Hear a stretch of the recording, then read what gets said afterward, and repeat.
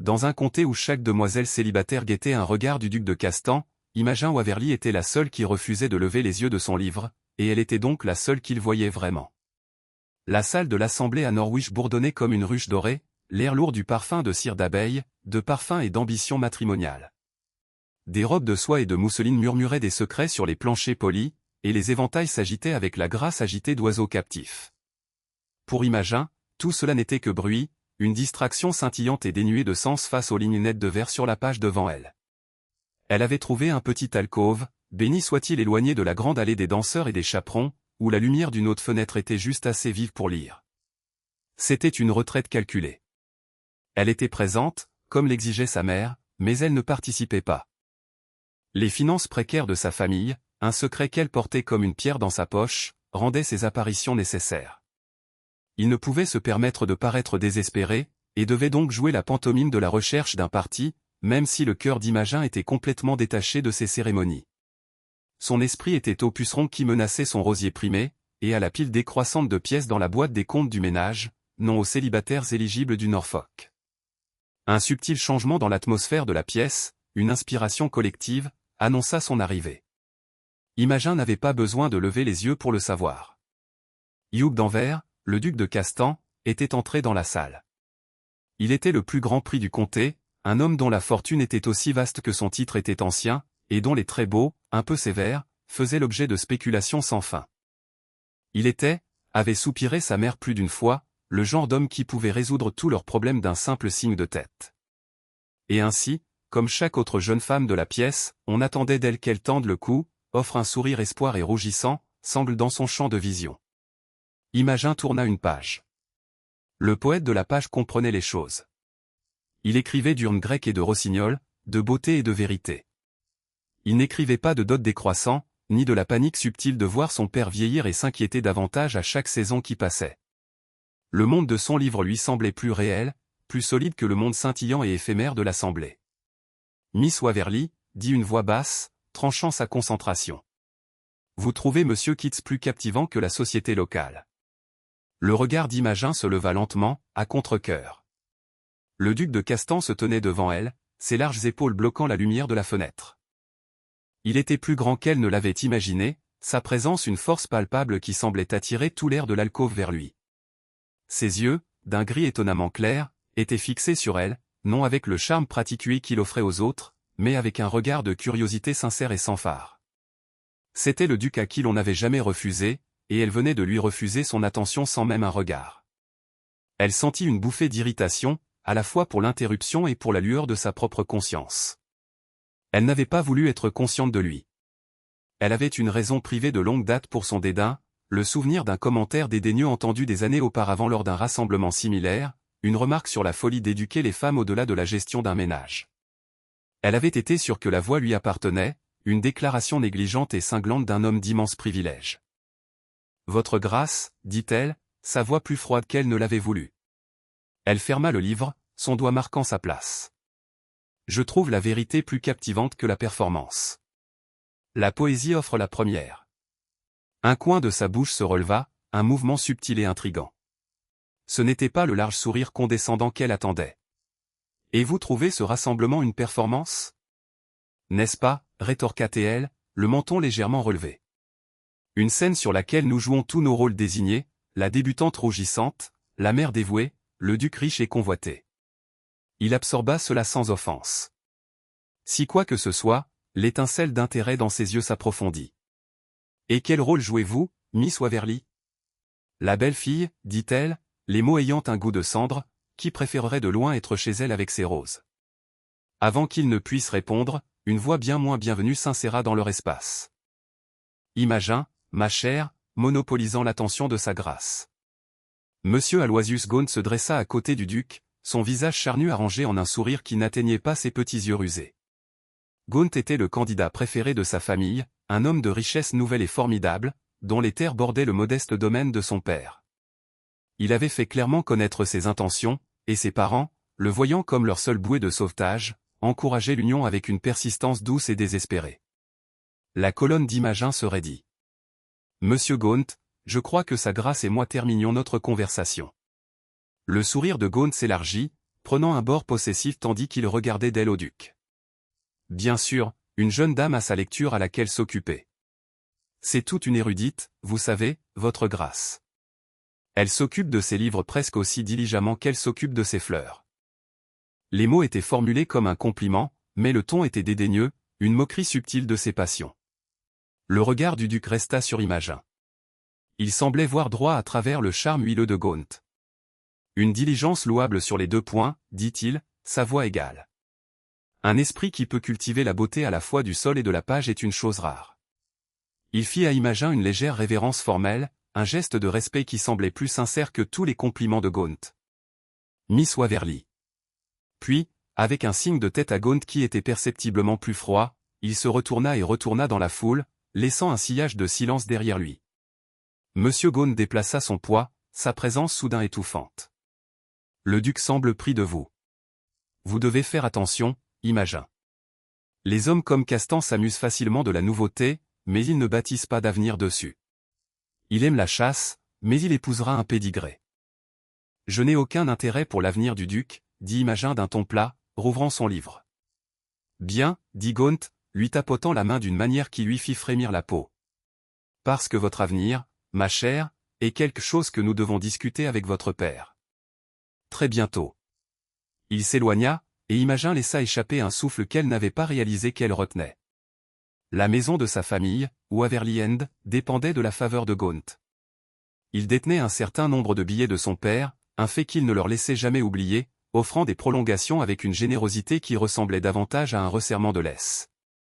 Les honoraires qu'elle gagnait en vendant ses cultivars uniques de roses à des fleuristes de Londres, une entreprise secrète qu'elle gérait par un agent discret, était la seule chose qui les retenait de la ruine totale. C'était une pression constante et consciente qui faisait des rituels frivoles de la salle de bal une cruelle plaisanterie. Elle essaya de retrouver sa place dans le poème, mais les mots se brouillèrent. L'évaluation tranquille du duc l'avait troublée. Il ne s'était pas comporté comme l'homme arrogant de son souvenir. Il l'avait regardé, vraiment regardé, et vu non seulement une femme qu'il ignorait, mais une femme lisant Keats. Pendant un instant dangereux et traître, elle s'était sentie non pas négligée, mais vue. C'était un sentiment qu'elle ne pouvait se permettre d'entretenir. Le lendemain matin, la rencontre à l'Assemblée semblait un rêve étrange, facilement écarté dans la réalité familière de son jardin. Ici elle n'était pas une belle fille ni une curiosité sociale. Elle était une créatrice. L'air sentait la terre humide et le parfum doux et épicé des rosiers grimpants. Ses mains, tachées de terre et piquées de ronces, étaient capables et sûres. Elle s'occupait de son chef-d'œuvre, une rose qu'elle avait passé 5 ans à sélectionner, une fleur dont les pétales étaient de la couleur d'un nuage d'orage au crépuscule, un velours presque noir qui semblait boire la lumière. Elle l'appelait Waverly's Shadow, et c'était sa fierté secrète. Une ombre tomba sur elle, et elle leva les yeux, s'attendant au garçon du jardinier. À la place, elle trouva le duc de Castan debout au bord de ses plates-bandes de roses, ses bottes polies un contraste frappant avec le sentier boueux. Il était seul, sans groom ni escorte, et sa présence dans son petit jardin retiré semblait momentanée, une intrusion d'un monde plus grand et plus compliqué. « Votre grâce, dit-elle, se relevant lentement et brossant la terre de son tablier. Son cœur donna un soubresaut soudain et malvenu. « Miss Waverly, j'espère que je ne vous dérange pas », son regard n'était pas sur elle, mais sur la profusion de fleurs autour d'eux. Son expression était sans garde, touchée de quelque chose qu'elle ne pouvait nommer. De la nostalgie peut-être, ou du regret. « Vous êtes bien loin de Castan Park, déclara-t-elle, son ton plus une accusation qu'une observation. « Je le suis, convint-il. Je suis venu pour une affaire. » Les sourcils d'Imogen se levèrent. « Une affaire avec moi. On m'a dit que vous êtes la rosarienne la plus compétente du Norfolk, dit-il, ses yeux rencontrant enfin les siens. Que vous pouvez faire fleurir n'importe quoi. » Elle sentit une lueur de fierté vite réprimée. « J'ai quelques petits talents. Ma mère, commença-t-il, sa voix changeant, perdant un peu de son tranchant formel, avait une passion pour les roses. Le jardin de Castan était autrefois son sanctuaire. Depuis son décès, il est tombé en négligence, une ruine de ce qu'il était. Il regarda ailleurs un instant vers la silhouette lointaine de son grand domaine à l'horizon. Je souhaite le restaurer, le ramener à la vie exactement comme elle l'a conçu, et j'ai besoin d'un expert pour superviser le travail. Imogen le fixa, son esprit courant. C'était la dernière chose à laquelle elle s'était attendue. Un arrangement, une commission. Vous souhaitez m'engager, demanda-t-elle, les mots se sentant étrangers sur sa langue. Oui, dit-il simplement, pour planifier la restauration, pour trouver les cultivars appropriés, pour diriger les jardiniers. Je fournirai bien sûr une généreuse rémunération pour votre temps et votre expertise. Une rémunération? Le mot resta suspendu dans l'air entre eux.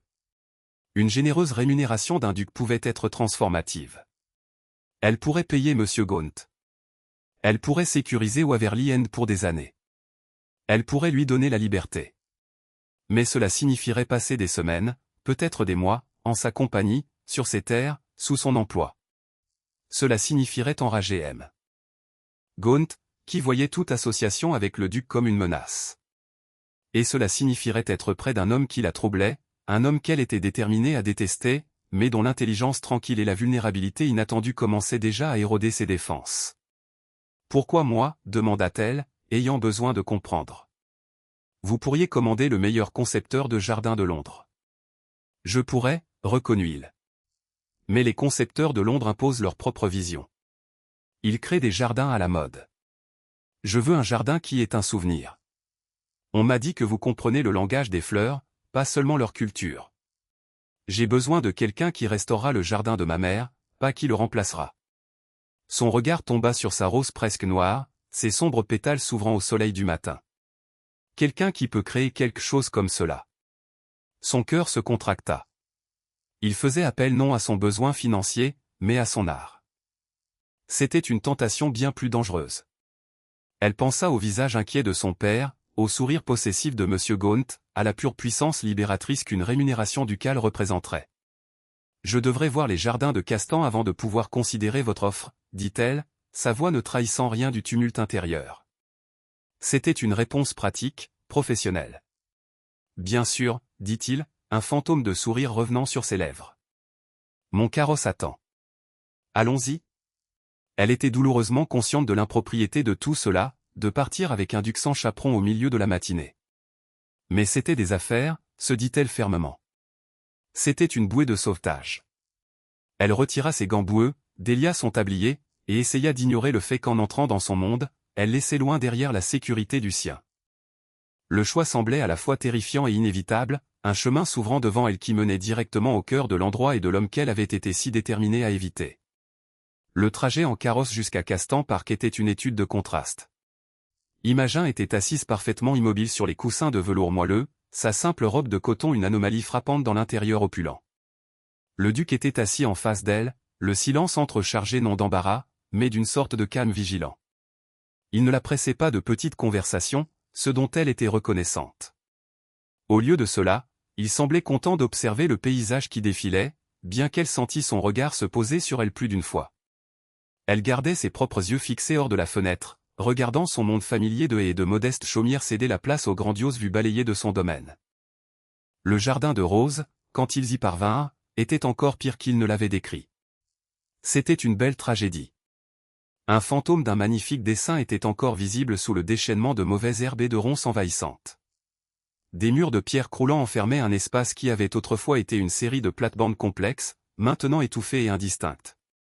Une fontaine sèche, ses statues de chérubins tachés de lichen, se tenaient silencieuses en son centre. Pourtant même dans sa décadence, il y avait un profond sentiment de paix, d'un lieu profondément aimé. Imogen marcha le long du périmètre lentement, son œil expert évaluant les dégâts, mais aussi le potentiel. Elle vit où tombait le soleil, nota la qualité du sol, et identifia les quelques vieilles roses robustes et résilientes qui avaient survécu aux années de négligence, leurs fleurs petites mais défiantes. Elle pouvait sentir le fantôme de sa mère ici, pouvait presque imaginer une dame au chapeau à large bord coupant une fleur parfaite. C'est une tâche formidable, dit-elle enfin, se tournant vers lui. Il l'avait regardé, son expression illisible, mais pas impossible. Pour vous. C'était une déclaration de fait, un vote de confiance qui à la fois lui plut et la troubla. La structure est solide, murmura-t-elle, pensant à voix haute. Le sol a besoin d'amendement. Mais il est bon. Cela nécessiterait de tout dégager, de tailler les survivants, de trouver des dizaines de vieilles roses de jardin. Cela prendrait tout l'été. Vous auriez mon personnel complet à votre disposition, dit-il, et toutes les ressources dont vous aurez besoin.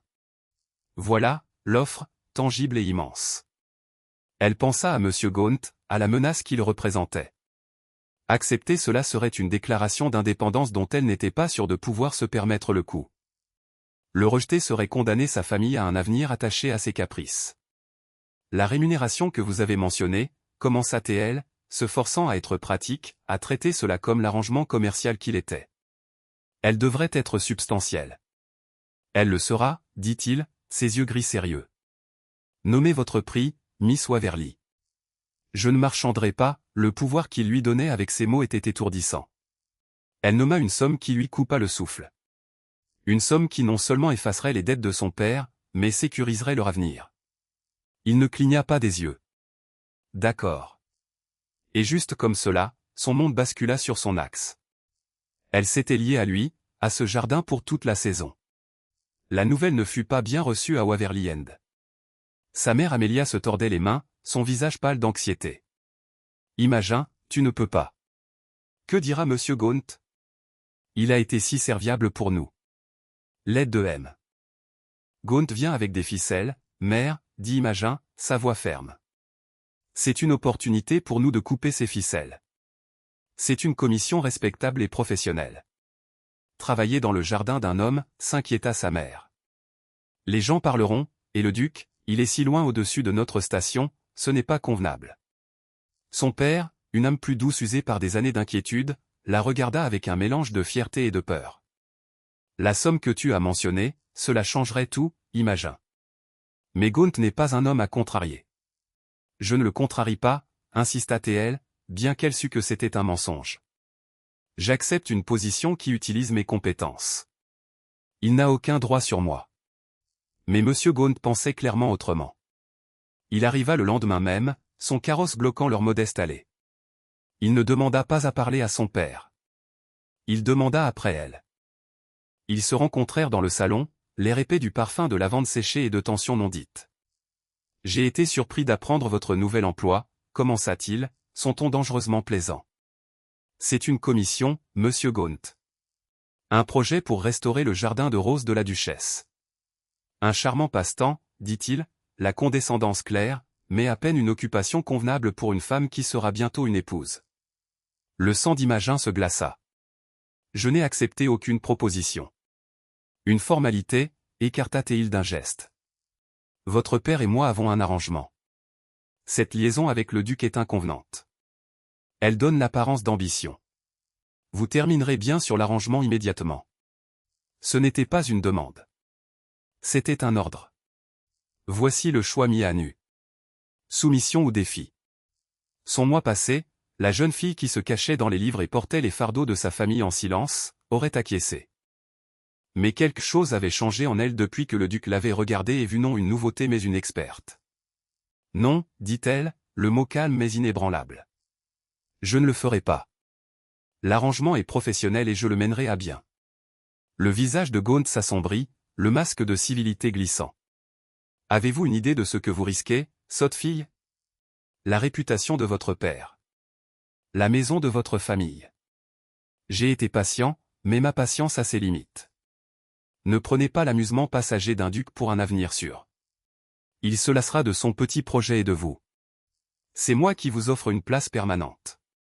Votre place ressemble davantage à une cage, Monsieur Gaunt, rétorqua-t-elle, se surprenant de sa propre hardiesse. Je suis une rosarienne. Sa grâce a commandé mes services. C'est le début et la fin de l'affaire. Il la fixa un long moment, ses yeux froids et évaluants. Nous verrons, dit-il, les mots une menace claire. Nous verrons ce qu'un été passé à creuser dans la terre fera pour vos perspectives matrimoniales. Il partit, et Imogen s'enfonça dans une chaise, ses mains tremblantes. Les lignes de bataille avaient été tracées. L'enjeu externe n'était plus une vague inquiétude. C'était une promesse de ruine de la part d'un homme puissant et vindicatif. Et son seul bouclier était un autre homme puissant, un qu'elle connaissait à peine et dont elle n'était pas entièrement sûre de pouvoir se fier. Son travail à Castan devint son sanctuaire et son champ de bataille. Les premières semaines se passèrent dans une flambée d'activité, dirigeant les jardiniers du domaine dans la tâche monumentale de dégager les plates-bandes envahies. Elle était là de l'aube au crépuscule, ses mains gantées, un chapeau de paille à large bord la protégeant du soleil, son esprit entièrement consumé par le défi. C'était un travail physique et exigeant, et elle tombait au lit chaque nuit épuisée et profondément satisfaite. Le duc était une présence constante et tranquille. Il ne planait pas ni n'interférait, mais il trouvait des raisons d'être là. Il apparaissait en fin d'après-midi, un livre à la main, et s'installait sur un banc de pierre au bord du jardin, ostensiblement pour lire, mais elle sentait ses yeux sur elle tandis qu'elle travaillait, une observation silencieuse et régulière qui n'était ni critique ni possessive. Elle était simplement attentive. Parfois il marchait avec elle le long des sentiers dégagés, écoutant attentivement tandis qu'elle expliquait ses plans, sa voix remplie d'une passion qu'elle montrait rarement à quiconque d'autre. Elle parlait de plantations associées, des besoins précis des gars versus des dèses, de la façon dont une rose grimpante pouvait être dressée pour encadrer une vue. Il posait des questions intelligentes, son intérêt sincère. Il apprenait son langage. Vous parlez d'elle comme si c'était des personnes, remarqua-t-il un après-midi tandis qu'elle décrivait la nature capricieuse d'une rose alba particulière. D'une certaine façon elles le sont, répondit-elle, levant les yeux vers lui. Le soleil prit dans ses cheveux sombres, et pendant un instant elle oublia qu'il était un duc. C'était juste un homme l'écoutant. Elles ont des histoires, des lignées, des personnalités. Certaines sont résilientes, certaines délicates, certaines sont voyantes et demandent de l'attention, et d'autres ont une beauté calme et subtile. Vous ne l'appréciez que lorsque vous prenez le temps de regarder de près. Son regard tint le sien, et une lueur de compréhension passa entre eux. Comme les gens, dit-il doucement. Le dégel fut graduel, presque imperceptible au début. Il commença par de petits gestes. Il fit installer un pavillon ombragé pour elle, complet avec une chaise confortable et un pichet de limonade fraîche livré chaque jour. Il découvrit son amour pour un mélange particulier de thé et le fit venir de Londres. Un jour il lui présenta un rare volume relié en cuir sur l'histoire des roses anglaises qu'il avait trouvé dans sa bibliothèque, ses pages remplies de planches colorées à la main exquise. Ce n'était pas une cour. C'était de la considération, une reconnaissance tranquille d'elle en tant que personne, pas seulement une employée ou une femme. Elle se surprit à attendre avec impatience ses visites de l'après-midi, leurs conversations tranquilles qui allaient de la botanique à l'histoire, à la poésie qu'elle aimait. Elle apprit que son attitude publique sévère était un bouclier, une défense contre les exigences incessantes de sa position et le souvenir d'un deuil qu'il portait encore pour sa mère. Le jardin était autant un projet de guérison pour lui qu'une commission pour elle. Cette aisance croissante entre eux ne fit qu'alimenter la campagne de M. Gaunt.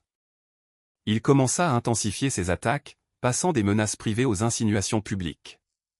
Lors d'un dîner, Imogen l'entendit parler à un groupe de squires locaux. Une charmante fille, Miss Waverly. Mais ses ambitions sont mal placées, dit Gaunt, sa voix portant à travers la pièce. Passant ses jours à Castan, on se demande ce que le duc a vraiment commandé. L'implication était laide et claire. Plus tard il l'aborda directement, son sourire mince. J'entends que le duc est tout à fait pris de vos conseils horticoles. Soyez avertis, Imogen, sa réputation n'est pas sans tache. Un homme de sa position a des appétits. Vous jouez avec le feu. Il essayait de l'empoisonner contre le duc, de le peindre comme un prédateur et elle comme une sotte. Mais ses mots eurent l'effet inverse. Elle avait vu la décence tranquille en Hugh d'Anvers, le respect dans ses yeux, le chagrin sincère quand il parlait de sa mère. La calomnie de Gaunt semblait bon marché et fausse, un reflet de sa propre vision transactionnelle du monde. Pourtant la vieille blessure, le souvenir de cette offense entendue, persistait encore dans un petit coin gardé de son cœur. C'était la seule chose qui l'empêchait de faire pleinement confiance aux liens qui grandissaient entre eux. Elle le gardait comme un talisman, un rappel qu'un homme de sa classe et un homme de son monde ne pourraient jamais vraiment la voir comme une égale. Un après-midi étouffant de juillet, ils se mirent à l'abri du soleil dans le pavillon. Un silence confortable était tombé entre eux. Imogen avait apporté son exemplaire bien usé de Keats, et il reposait sur la petite table entre eux. Hugh le prit, ses longs doigts traçant le lettrage doré fané sur le dos. « C'est le livre que vous lisiez à l'Assemblée, dit-il. Ce n'était pas une question. Oui, dit-elle, surprise qu'il se souvienne avec tant de détails. Il l'ouvrit doucement, ses yeux parcourant une page. Puis il la regarda, et son regard était direct et sérieux. La beauté est vérité, la vérité beauté. C'est tout ce que vous savez sur Terre, et tout ce que vous avez besoin de savoir. Il cita parfaitement les derniers vers de l'Ode. Je me souviens que vous étiez à ce passage même quand je vous ai interrompu. Je me suis senti comme un barbare vous arrachant à une pensée si parfaite. Imogen le fixa, son cœur s'arrêtant dans sa poitrine. C'était le tournant, le moment où tout le paysage de sa compréhension bascula. Il n'avait pas seulement vu une femme avec un livre. Il avait vu ce qu'il y avait dans le livre. Il avait prêté attention avec un niveau de détail à couper le souffle. Il avait porté cette petite observation avec lui pendant des semaines. Il l'avait vu. Vous vous souvenez de cela, balbutia-t-elle, la réserve froide qu'elle avait si soigneusement maintenue pendant des années commençant à se fissurer. Je me souviens de tout de ce soir-là, dit-il, sa voix basse et intense. Je me souviens de la façon dont la lumière de la fenêtre prenait dans vos cheveux. Je me souviens du titre de votre livre, et je me souviens avoir pensé que vous étiez la seule personne dans toute cette pièce bondée qui ne jouait pas. La confession resta suspendue dans l'air, simple et profonde. Elle démantela ses défenses pièce par pièce. Il n'en restait plus qu'une, le vieux souvenir douloureux. Elle devait savoir. Votre grâce. Hugh, commença-t-elle, l'usage de son prénom un saut de foi. Il y a quelque chose que je dois vous demander. Il y a des années, à une fête à Londres, j'ai entendu un gentleman remarquer qu'un esprit de femme était mieux adapté au point de croire, non à la philosophie, qu'éduquer les femmes était un gaspillage d'une bonne dot. J'ai cru que ce gentleman était vous. Il la regarda, le front plissé d'une confusion sincère. Il n'y avait aucune lueur de reconnaissance, aucun soupçon de culpabilité. Miss Waverly. Imogen, je peux dire avec une certitude absolue que je n'ai jamais dit une telle chose de ma vie. Je n'y ai même jamais pensé. Ma mère était l'une des personnes les plus intelligentes que j'ai jamais connues. Elle lisait le latin et le grec pour le plaisir. L'idée que je tiendrais une opinion si brutale et ignorantait. Il secoua la tête, ayant vraiment l'air peiné. Je crois que vous avez peut-être mal entendu mon cousin, Lord Ashworth. C'est un fameux sot, et cela ressemble exactement à quelque chose qu'il dirait. Le renversement était complet. Le fondement de son préjugé, le roc de sa froideur, était bâti sur une erreur, une offense mal entendue d'un sot attribué à un homme qui venait de lui citer Keats de mémoire. L'ironie était dévastatrice. Pendant des années, elle l'avait tenu en mépris pour un crime qu'il n'avait pas commis, tandis que lui, semblait-il, l'avait discrètement admiré de loin. Une vague de honte et de regret la submergea. Je vois, chuchota-t-elle, baissant les yeux sur ses mains. Je vous ai terriblement mal jugé, Imogen. Il tendit la main à travers le petit espace entre eux, sa main couvrant la sienne, son toucher était chaud et ferme, envoyant un choc à travers elle. Regardez-moi. Elle leva les yeux vers les siens. Le duc froid et gardé avait disparu. À sa place était un homme dont le regard était rempli d'une tendresse brute et vulnérable qui lui vola le souffle. Peut-être, dit-il doucement, pouvons-nous recommencer. Non comme duc et employé, non comme étranger, mais comme Hugh et Imogen. Les murs qu'elle avait si soigneusement construits autour de son cœur ne se fissurèrent pas seulement. Ils s'écroulèrent en poussière. Dans l'ombre tranquille du pavillon, entourée du parfum des roses qu'elle avait ramenées à la vie, elle se permit enfin de ressentir la seule chose qu'elle avait combattue si longtemps. L'espoir. La révélation dans le pavillon changea tout. Le travail dans le jardin continua, mais maintenant il était souligné par une nouvelle intimité exaltante. La distance soigneuse qu'ils avaient maintenue s'effondra, remplacée par des sourires partagés, des regards insistants, et des conversations qui s'étendaient tard dans les soirées. Hugh ne se retirait plus sur son banc pour lire. Il travaillait à ses côtés, ses mains ducales apprenant la différence entre une mauvaise herbe et un semis, son front plissé de concentration tandis qu'elle lui enseignait l'art délicat de la taille. Il parlait de tout. Il parlait de la solitude de sa position, du poids étouffant de la tante qui avait été son compagnon constant depuis la mort de son père. Elle à son tour se surprit à confesser le fardeau secret des finances de sa famille, la peur constante qui l'avait poussé à verser toute son énergie dans ses roses. En parler à voix haute à quelqu'un qui ne jugeait pas, qui écoutait simplement avec une empathie tranquille, était une libération. Il n'offrait pas de charité. Il savait que sa fierté ne le permettrait pas. Mais la connaissance qu'il comprenait, qu'il voyait la pleine portée de sa vie et l'admirait pour cela, était un cadeau au-delà de tout prix. Ce nouveau bonheur était une chose fragile et belle, et Imogen savait qu'il allait être mis à l'épreuve. Monsieur Gaunt avait été omineusement silencieux pendant des semaines, un silence qu'elle savait ne pouvoir durer. C'était un homme qui n'acceptait pas la défaite. La menace externe n'avait pas disparu. Elle s'était simplement retirée pour rassembler ses forces. Le coup vint, comme elle le savait, par son père. Elle rentra un soir pour le trouver dans son cabinet, le visage cendré, une lettre froissée dans la main. Sa mère pleurait silencieusement dans un coin. C'est Gaunt, dit son père, sa voix un murmure rauque. Il a rappelé tous mes billets, jusqu'au dernier. Il exige le paiement intégral d'ici la fin du mois où il commencera les procédures de saisie sur Waverly End. La fin du mois était dans 2 semaines. Le paiement final de sa commission du duc n'était pas dû avant que le projet ne soit terminé à la fin de l'été. Ils étaient pris au piège. Il fait cela pour me punir, dit Imogen, une froide fureur s'élevant en elle. Parce que je n'ai pas cédé à sa volonté. Il a fait clairement ses conditions, confirma son père. Ses épaules s'affaissèrent dans la défaite. Il a dit qu'il serait clément si vous terminiez immédiatement votre travail à Castan et annonciez publiquement vos fiançailles avec lui. C'était l'escalade finale, l'enjeu porté à son plus haut absolu. Il ne menaçait pas seulement la maison de sa famille. Il essayait de l'acheter, de la forcer dans une condamnation à perpétuité de mariage comme punition pour son défi. Il voulait s'approprier sa victoire. Non, dit Imogen, sa voix résonnant d'une résolution qui surprit ses parents. Je ne le ferai pas. Nous trouverons un autre moyen. Mais il n'y avait pas d'autre moyen. Il n'avait pas d'autres ressources, pas d'autres alliés.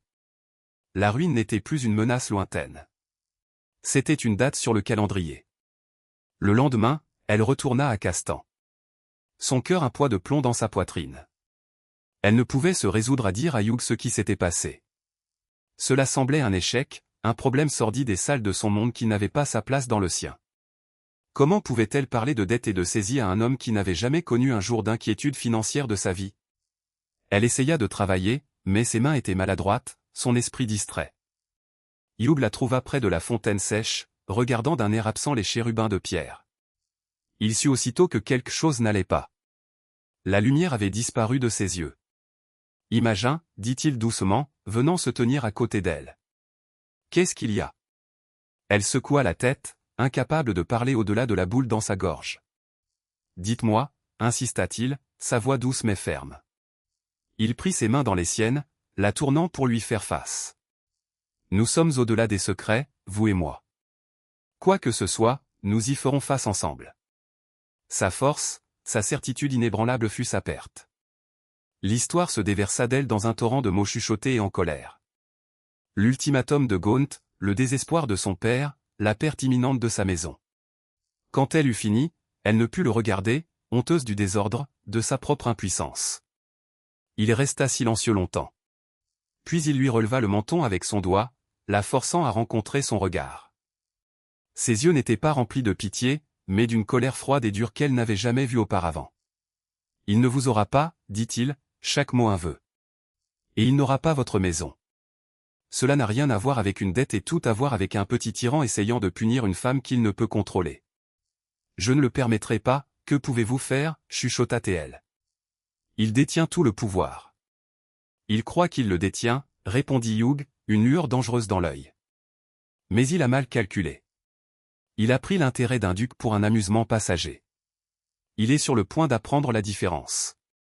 Il serra ses mains. Faites-moi confiance, Imogen. Rentre chez toi. Réconforte tes parents. Concentre-toi sur ton travail. Le concours floral du comté est la semaine prochaine. Tu as un prix à gagner. Laisse-moi m'occuper de Monsieur Gaunt. Le concours floral annuel du comté de Norfolk était le point culminant du calendrier social de l'été, une grande affaire tenue sur les terrains d'une demeure seigneuriale locale. C'était un lieu de compétition féroce mais courtoise où jardiniers et propriétaires de domaines rivalisaient pour les covetés rubans bleus. Cette année, pour la première fois, Imogen avait inscrit. Elle avait soumis un spécimen parfait de Waverly Shadow, sa rose presque noire. C'était le point culminant de l'œuvre de sa vie, un morceau de son âme donné forme. Elle avait, après mûre réflexion, enregistré son nom non comme Waverly Shadow, mais comme le cœur de Castan, une déclaration publique secrète. Elle arriva avec ses parents, une trêve fragile s'étant installée sur leur foyer. Ils ne comprenaient pas sa foi dans le duc, mais ils voyaient l'acier dans sa colonne et n'osaient pas argumenter. L'air sur le terrain du concours était électrique d'excitation et du parfum lourd de milliers de fleurs. La grande tente était une cathédrale de couleurs avec de longues tables ployant sous le poids de lys, de delphinium et de pois de senteurs primées. Mais le cœur du concours, comme toujours, était la compétition de roses. Une foule s'était déjà rassemblée autour des tables d'exposition. Imogen vit son inscription de l'autre côté de la tente. Elle était seule sur un piédestal de velours noir, ses sombres pétales veloutés semblant absorber la lumière même autour d'elle. Elle était unique, mystérieuse et tout à fait belle. C'était, savait-elle avec une certitude tranquille, la meilleure rose là. Tandis qu'elle se frayait un chemin vers elle, Monsieur Gaunt l'intercepta. Il était vêtu de ses plus beaux habits, le visage enflammé de triomphe. Il croyait clairement avoir déjà gagné. « Imogen, ma chère, dit-il, sa voix assez forte pour que ceux à proximité entendent. Un vaillant effort, une jolie fleur, mais le temps d'une femme est mieux employé à planifier un mariage qu'à cultiver un jardin, ne trouvez-vous pas ?» Il prit son bras, sa prise possessive. « Venez, annonçons à tout le monde notre heureuse nouvelle. » C'était son plan, la coincer en public, annoncer leur fiançailles et la forcer dans un coin d'où il n'y avait pas d'échappatoire. Il essayait de s'approprier sa victoire, de faire de son triomphe le sien. C'était le moment, son moment. Elle retira son bras de son emprise, son mouvement net et décisif. Elle se tourna pour lui faire face, sa voix non pas forte, mais claire et portant dans le silence soudain qui était tombé autour d'eux. Toute sa vie elle s'était cachée, était restée silencieuse. Plus maintenant. Il n'y a pas d'heureuse nouvelle, Monsieur Gaunt, dit-elle, son regard inébranlable, et il n'y aura pas de mariage. Je vous ai déjà dit que mon avenir est le mien à décider, et je ne vous choisis pas. Un gasp collectif parcourut la foule. Refuser publiquement un homme de la richesse et de l'influence de Gaunt était impensable. Son visage, qui avait été un masque de victoire suffisante, se contorsionna de choc, puis de rage. « Sotte fille, siffla-t-il, sa voix basse et venimeuse. Vous venez de jeter la dernière chance de votre famille. Vous serez ruiné. Vous reviendrez à genoux vers moi quand vous serez sans abri. » « Je ne le pense pas, » dit une voix calme derrière eux. La foule s'écarta comme par magie. Hugh d'Anvers, le duc de Castan, s'avança pour se tenir à côté d'elle. Il ne regarda pas Gaunt. Ses yeux n'étaient que sur elle, remplis de fierté et d'un amour protecteur farouche. Il ne la sauvait pas. Il se tenait avec elle. Il validait son choix. « Voyez-vous, Monsieur Gaunt, » continua le duc, sa voix résonnant d'une autorité que Gaunt ne pourrait jamais espérer posséder. « Vous n'êtes plus le créancier de Miss Waverly. Dès ce matin, j'ai racheté tous les billets en souffrance de son père, à une prime significative, j'ajouterai. Votre levier a disparu. Waverly est en sécurité. » Gaunt le fixa, la bouche s'ouvrant et se fermant comme un poisson. L'humiliation publique était totale. Il avait été déjoué, sa cruauté mesquine exposée et défaite par un pouvoir bien plus grand que le sien. Il avait perdu, et tout le monde l'avait vu. Sans un autre mot, il se retourna et se fraya un chemin à travers la foule stupéfaite, sa retraite hâtive et ignominieuse. Un juge apparut à ce moment, un ruban bleu à la main. Il marcha directement vers la rose d'Imogen. « Le prix pour le meilleur nouveau cultivar, » annonça-t-il, sa voix retentissant à travers la tente, va à Miss Imogen Waverly pour sa magnifique création, le cœur de Castan. Une vague d'applaudissements éclata dans la tente. C'était une double victoire, un triomphe personnel et une justification publique, le tout dans le même souffle à couper le souffle. Imogen sentit des larmes monter dans ses yeux, des larmes de soulagement et de joie écrasante. Au milieu des applaudissements, Hugh se tourna vers elle. Il ne la toucha pas. Pas encore. Il la regarda simplement, son cœur dans les yeux. Il avait tenu sa promesse. Il s'était occupé de Monsieur Gaunt. Il avait sécurisé sa famille. Il l'avait laissé libre de faire son propre choix. Le cœur de Castan, dit-il doucement, un lent sourire émerveillé s'étalant sur son visage. Est-ce votre réponse, Imogen ? Elle sourit en retour, les larmes débordant enfin. C'est, chuchota-t-elle. Ça l'a toujours été. Il lui offrit son bras, un geste public et indéniable. Devant toute la société du Norfolk, la bas bleue négligée qui s'était autrefois cachée dans les coins prit le bras du duc à qui l'on n'avait jamais refusé. Et tandis qu'elle le faisait, elle savait qu'elle n'entrait pas dans son ombre. Elle entrait dans la lumière à ses côtés, comme son égale. Plus tard ce soir-là, ils marchèrent dans le jardin de roses de Castan, son jardin, leur jardin. La restauration était presque terminée, et dans le crépuscule doux, l'air était lourd du parfum de mille fleurs. La fontaine, maintenant réparée, murmurait doucement, sa musique un contrepoint gentil au chant d'un rossignol tardif. Hugh s'arrêta et se tourna vers elle, prenant ses deux mains dans les siennes. La cérémonie publique du concours floral était terminée. Ce moment était juste pour eux.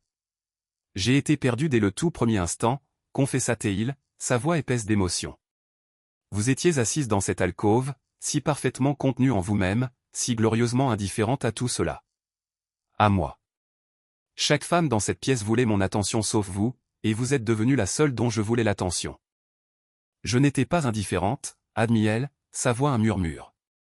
J'avais peur, et j'avais tort à votre sujet, Hugh. Si terriblement tort.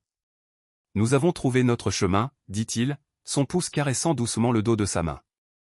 Vous m'avez appris à voir au-delà de la performance, Imogen. Vous m'avez appris à chercher la vérité. Et la vérité est, je vous aime. J'aime votre esprit brillant, votre cœur farouche, et votre âme têtue et belle. J'aime la femme qui liquide et qui peut créer quelque chose d'aussi magnifique que le cœur de Castan à partir de rien d'autre que de la terre et de la patience. Il plongea la main dans la poche de son manteau et en tira une petite boîte de velours. Imogen Waverly, dit-il, sa voix tremblant légèrement tandis qu'il l'ouvrait pour révéler une bague de diamants simple et exquise. Me ferez-vous l'honneur de devenir ma femme? Non ma duchesse, ma femme, ma partenaire, mon cœur. Des larmes coulaient maintenant sur son visage, incontrôlées. C'était le point culminant de tout. Non le titre, non la sécurité, mais ceci. Être vue, être connue, être aimée pour exactement qui elle était. Oui, souffla-t-elle. Oh, oui, Hugh. Oui. Il glissa la bague à son doigt, et ce fut comme si une dernière pièce manquante de son âme s'emboîtait en place. Il la prit dans ses bras, et son baiser n'était pas le baiser d'un duc réclamant son prix, mais le baiser d'un homme qui était enfin, béni soit-il, rentré chez lui. C'était un baiser qui avait le goût de rose et de soulagement, de vérité et de beauté, et d'un amour qui avait fleuri contre toute attente dans un jardin oublié. 2 ans plus tard, la duchesse de Castan était assise sur un banc de pierre familier, lisant à voix haute. Le jardin de roses était dans toute sa gloire, un chef-d'œuvre de couleurs et de parfums, un témoignage vivant de l'amour et de la patience. Le soleil de fin d'après-midi tachetait à travers les feuilles d'un grand vieux chêne, et l'air était paisible. Hugh vint s'asseoir à côté d'elle, enroulant un bras autour de ses épaules et pressant un baiser sur sa tempe. Il appuya sa tête contre la sienne, écoutant tandis qu'elle terminait la dernière strophe du poème. Toujours belle, murmura-t-il quand elle eut fini, bien qu'il ne regardât pas le livre. Il la regardait. Elle sourit et ferma le volume, plaçant une feuille pressée du jardin pour marquer sa page. Notre histoire a une meilleure fin que la plupart des poèmes, dit-elle, le cœur plein. Sa famille prospérait. Son père, libéré du fardeau de la dette, avait redécouvert sa joie à gérer le maintenant prospère Waverly End. Sa mère, enfin capable de se détendre, était devenue l'une des femmes les plus contentes du Norfolk. Et Imogen, qui avait autrefois senti le poids du monde sur ses épaules, connaissait maintenant la légèreté d'une vie partagée. Elle avait ses livres, son jardin, et l'amour d'un homme qui voyait et chérissait chaque facette de son être. Son esprit était le sien, son cœur était le sien, et leur vie ensemble était la plus belle chose qu'elle eût jamais cultivée.